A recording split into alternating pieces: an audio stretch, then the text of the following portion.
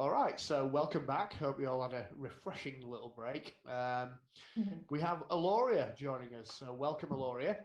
Hello, Hi, how are how you you? doing? I'm good. How are you? Happy Saturday. And happy Saturday to you, and nearly happy Sunday in the UK. For Oh us, yeah, yeah. yeah. For us, it's only 7 o'clock ish around here. So So whereabouts are you? On the east side of the US? yeah, I'm in Brooklyn, New York. So Right, that's Oh, the coolest cool. place I can think of. yeah. Fantastic. Well, welcome along. Thank you. Um, I don't know if you've been listening in, but it's kind of been a little bit freewheeling, and people have been talking Yeah. about what they want to speak about, and we've kind of asked a few questions, and it's been generally, I don't know, pretty relaxed. Uh-huh. So, what do you have for us? What would you like to speak about? I really didn't actually think about that too hard before I logged on just now. Are you guys all drinking beer over there? We're having We're having a beers. few beers. We're Yeah. having a few beers, Okay. and hopefully you're joining in if that's your thing. Um, I just had a very fine bottle of sake. Ooh. nice. Yeah, I think you might be on the wrong channel, Laurie. I think you're a little bit too sophisticated for anything Yeah, we've It's got. I it's was the gonna say. forgotten Japanese spirit. Yeah. Yamahai Junmai. Wow. Wow. Tell us who you are and what you do. Yeah. Yeah, so I'm Aloria. My real name is Kelly. And I've been doing application security probably since around like 2003, 2004. Started out working in the government. That was a little weird, writing no days for the military, and then just kind of Cool. pivoted back into application security. I was a web developer to pay the bills when I was in university. So and now I'm basically just sort of a free range application security consultant, and I also teach application security at NYU Wow. at night. So uh, corrupting the youth, the new generation of security practitioners that will be probably coming out and asking for jobs and such. So I think back in the day, you were probably one of the first people that I started following on InfoSec Twitter. okay. And I was always amazed I'm at sorry. your kindness and just how much you do seem to care about the community. But, we've been talking a lot. One of the themes that we've had this evening was really around handling toxicity. And I Yeah. mean, you've been with Twitter since almost Twitter began, right? Yeah, yeah, like it's been like 10 years. Right. So is it a bottomless shit show of awfulness, or is it Yeah. improving? What's your take on it? Because you have a unique perspective because of the length of time you've been part of this online community. I think it's gotten a lot better where people are, and I don't like to use the term woke, so I'm going to use it in like scare quotes. You can't see me doing the Okay. quote hand gesture, Oh, we but could see it. We could see it. mentally, yeah, I think now people are much less afraid to call out toxic behavior and say like dude, or girl, you're being a douchebag, like cut it Mhm. out. Where like back when I first joined, it was still like 4chan was like still a big thing. Like everybody was like, oh, I'm a troll. Look at me Right. trolling, and just being controversial for controversial sake. My mom always had this kind of uh, saying like, they're just getting negative attention, but negative attention is still attention. Where now people kind of realize that the stuff that you say online can come back and bite you in the ass later. Um, and I also think that, like I said before, people are a little bit less afraid to be like, you can't act like that towards other people. Like, Yeah. yes, it's the internet, but there's still like a human behind the keyboard and stop being a pile of shit. And I think one of the reasons why I've been a little bit more resilient to it is like I'm a fucking New Yorker. Like Okay. if Okay. you Good if you point. if you actually like sit down, like New Yorkers are, they get a reputation for being, hard around the edges, and sort of assholes. But like, if you meet a New Yorker, like you ask them for directions, they're usually more than happy to help you. They love to show off Yeah. their knowledge of the city, give you recommendations, good places to go. Like if you get sick on the subway, somebody will probably come rush right over to help you. I remember one time I saw like a guy, he got doored by a bike. Okay. So like a guy, he was on a bike and like somebody swung out their car door and he got clipped by it and he fell down in the road and like three people just ran over right away to help him. Like, and that's sort of the thing I think with InfoSec Twitter is that like it's sort of like being a New Yorker in New York City is that like you see the hard edginess, but when you dive deeper, you understand that people are gonna pick that Mhm. bruised and dirty biker off the road, and I think people are starting to learn that being compassionate and being nice is not a moral failing and it's not a sign of weakness.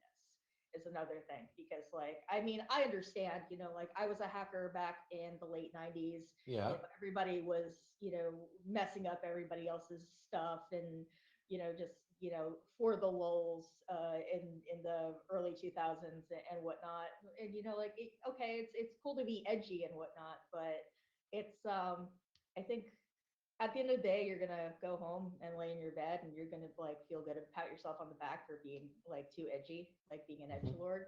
I mean, I'd rather go to bed saying like I was a nice person and maybe I helped somebody out. So Yeah, I love that reference to being a New Yorker. I've been to New York in my life.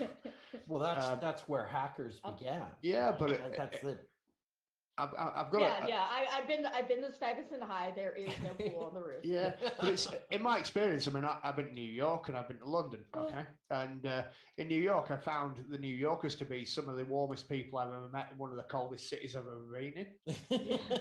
And in London, I've found it to be some of the coldest people I've ever met in one of the warmest cities in the UK. Well, this summer, yeah, it was. Yeah, and yeah, I completely agree with that. And I think that you do get that level of pragmatism in your average New Yorker. Yeah. Yeah. I mean, got that ability to see everything. Yeah, I mean, the reason why New Yorkers are sort of reserved and because we're like cramped into tiny boxes. Like we live in tiny little apartments. We get on a tiny little subway train to go to work, and then we sit in a tiny little office. So like all of our time is like being like basically elbow to elbow with other people. So we're just like we don't want to fucking deal with people, but when we have to, we're nice people. I mean, that's the sort of the internet as well. It's like you get inundated with hot takes and whatever, but when something comes out, like I remember I've seen a lot of people who have had financial problems or mental health problems or whatever, problems getting their career on track, and people rally for that. Like once they see something and they're like, I'm gonna help you, and I think that's great. Like for the most part, we make snarky jokes. I am probably way guiltier of that than I ought to be, but like when somebody needs help, we go for it. I've really seen that in both the DEF CON community and the hacker communities, but I also note that the fact that there are an awful lot of ex-military and even current military reserve members in our information security community. Mm-hmm. Do you think folks struggle sometimes with especially the military community on top of information security communicating to businesses? Do you find that the communication is maybe one of our key problems? I wouldn't say that's something that's unique to ex-military people. I know, like I worked for the United States Army for 2.5 years, and it is the mindset is a lot different when you go into private sector. Like I work for a lot of different financial companies, and you really have to like you don't have a guaranteed budget. You have to make a case for, yes, this is costing you money, but it's going to keep you off of the front page of the Wall Street Journal kind of tactic. So it's just a different kind of scary from military to finance or any other private sector job, where military, you're like, if we don't fix these bugs, war fighters are going to die. Whereas it's like, if we don't fix these bugs, your stocks are going to tank and you're going to be eating SpaghettiOs cold out of a can. Right. Two different levels of Yeah. yeah. So just no truth to the rumor that Code Red and Nimda were actually yours. You didn't I write those. Okay. wait, there's a rumor. Yeah, I'm kidding. I make stuff No, up. no, no. I mean, like, I don't think there's ever been like a rumor about me like that. Okay. So, I mean, if there was, I probably wouldn't even be mad. I'd be like, okay, well, at least Can I people ask you, think I'm badass, so that's neat. nothing wrong with that. I've got a question for you. Okay. So I do AppSec, and the clue's probably in my handle. And I know I Sean. thought you were a network guy, but No, no. I've lived that life too. Yeah, we all do. And Sean Wright, who's a fellow member of the Bear Farmers, he does application security as well. Now, the question is, in the world of application security, we're all kind of conditioned to follow along the OWASP top 10 and all that kind of stuff, and that kind of is, we're led to believe that reflects the modern threats and trends and vulnerabilities that exist in application security. But I actually really only see one major problem, and that major problem is third-party compromise in terms of JavaScripts that you're consuming upstream in your applications and all that kind of stuff. So the question really is, what are you seeing? Does what I see reflect what you see, or are there things I'm missing? So you do see. I still see cross request forgery. I still see SQL injection. So the OS top 10 is still, I'd say, valid for the most part, because and it is kind of disappointing when you see, like, okay, it's 2019 and I'm still finding SQL injection, WTF. But I really do think that we need to kind of modernize a lot of stuff. Everyone's kind of sitting around being like, wait, how do I Kubernetes? Wait, what is the best practice for that? Like, there isn't any sort of checklist that you can say, like, it's everyone's still like, it sort of reminds me of when cloud services started to come out, maybe around 10 years ago, where everyone's like, cloud, how do I cloud? And now everyone's like, how do I Kubernetes? How do I Docker? How do I do, like, all this containerization stuff? It just seems like we're always playing a catch-up game, whereas I would love to see where we're a little bit more forward thinking and say, okay, maybe this isn't the next big thing, but we should probably try to figure out security before it, just in case because it come the next big thing, rather than playing catch up where everyone's like, oh yeah, so I have all this stuff out here using the latest and greatest, but oops, it's all insecure because nobody told me how to secure it, because nobody was thinking that it was actually going to become what it became. And I guess, I think, sorry, Sean, just one sec, mate.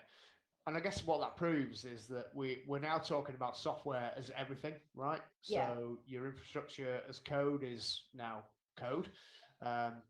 Everything else is software and configuration. And I guess therein lies the problem of introduction of risks. So okay. Yeah. So the one thing that's always kind of made me worried and frustrated in a sense is, so for example, I went through a 3-year Consci course, did honors. Not once did I learn, hey, what's cross-site scripting? What's SQL injection? So you've got all these people learning how to develop, but they have no clue about developing securely. They're not even aware the code they're developing is insecure. So I see you mentioned you do stuff for your NYU. Is that changing? Are the base fundamental, like, computer science degrees changing and building security into them? Yeah, we're definitely trying to, okay, you want to write, for example, I mean, everyone's moving towards managed languages. I remember when I took computer science, it was all C, C++, and nobody ever told me how to properly or securely manage memory. But now that everything's moving towards Java, Go, Ruby, things like that, the focus needs to be, and I think especially at NYU, because they have a entire dedicated computer security program, that we're trying to get, I actually would love to sit down and audit one of like the, CS 101 classes just to make sure that they're not doing anything weird. I should probably do that. Thank you. I will write that down. But I don't. I can only speak for my experiences at NYU, but it definitely is trying to bake that in terms of here's the right way to do things, and explain. I also think that a lot of the classes, sorry, I'm kind of switching tracks here. A lot of the classes teach you the right way to do things, but they don't explain. What I would like to see is here's the wrong way to do it, here's the right way to do it, and here's why the wrong way to do it is totally going to ruin your day. Yeah. Or down the line, you're going to, like somebody's going to do like a pen test or somebody's going to hack your site and then you're going to be working weekends. Here's why you don't want to do this because you're going to be working weekends. Yeah. Like I don't like, the constant scaremongering that a lot of security people do, but I think for somebody who's just starting out, learning how to code, or learning how to do software engineering or system architecture, just saying like this is going to make you have a bad day or a bad evening or a bad couple of evenings. Pain is a modifier of behavior. Yeah. Or potential pain. Yeah, it kind of reminds me of when I went to driving school to get my driver's license. They showed us like videos of car accidents and like how the jaws of life work, like to cut people out of cars and all this stuff. And you're like, this is why you wear your seatbelt. This is why you use your turn signal. This is why you don't, like cut across 3 lanes or go 30 miles over the speed limit. Just like,